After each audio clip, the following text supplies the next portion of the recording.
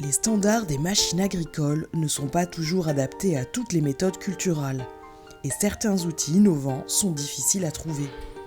Une bonne solution permettant d'avoir un outil parfaitement sur mesure réside dans l'autoconstruction.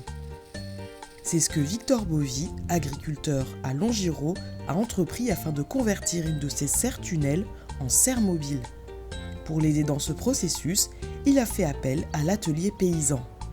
Il y a des opportunités extrêmement intéressantes de pouvoir avoir ce genre d'outils.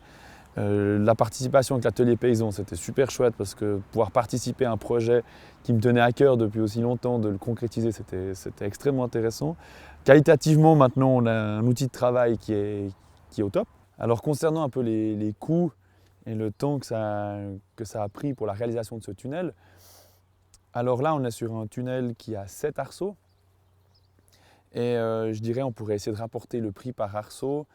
En matériel, je dirais 150 francs maximum par arceau. Donc justement en comptant toutes les platines, le matériel, 150 à 200 francs par arceau.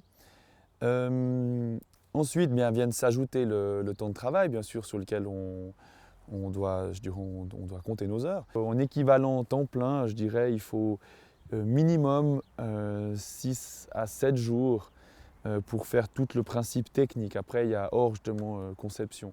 Donc il faut bien compter minimum 10 jours tout seul. Autoconstruire avec l'atelier paysan, c'est avant tout apprendre et participer à un perfectionnement constant des prototypes réalisés.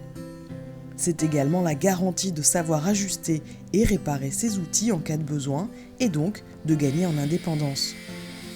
Les plans développés par l'atelier paysan sont accessibles gratuitement sur leur site dans le but de partager le savoir et de rendre les agriculteurs maîtres de leurs outils. Ils organisent également des formations régulières pour apprendre les bases du travail du métal et de la lecture de plans. L'atelier paysan a proposé une autonomie paysanne où les agriculteurs, les paysans peuvent se réapproprier en construisant eux-mêmes leurs propres machines. Toute personne peut avoir accès à de l'information, c'est partagé. C'est vraiment le but pour pouvoir faire une autonomie paysanne où l'information n'est pas seulement accaparée par des commerces ou je dirais contre financement. Dans ce cas de figure, l'autoconstruction a permis de recycler une vieille serre tunnel et d'en faire un outil beaucoup plus polyvalent. Il correspond maintenant parfaitement aux envies et à la façon de travailler de Victor. C'est le but, c'est qu'en fait on peut réinstaurer des rotations dans les cultures sous abri avec de l'eau de pluie météorique en ayant chaque année un tiers qui est en repos. Il y a une respiration avec le sol, on n'est pas tout le temps sous une couverture, quoi. Ici, ça fait une trentaine d'années que ces tunnels sont en culture au même endroit. Et puis là, on peut réinstaurer justement une rotation sur des places qui ont été longtemps cultivées. Les avantages d'être dehors, c'est aussi la régénération du sol.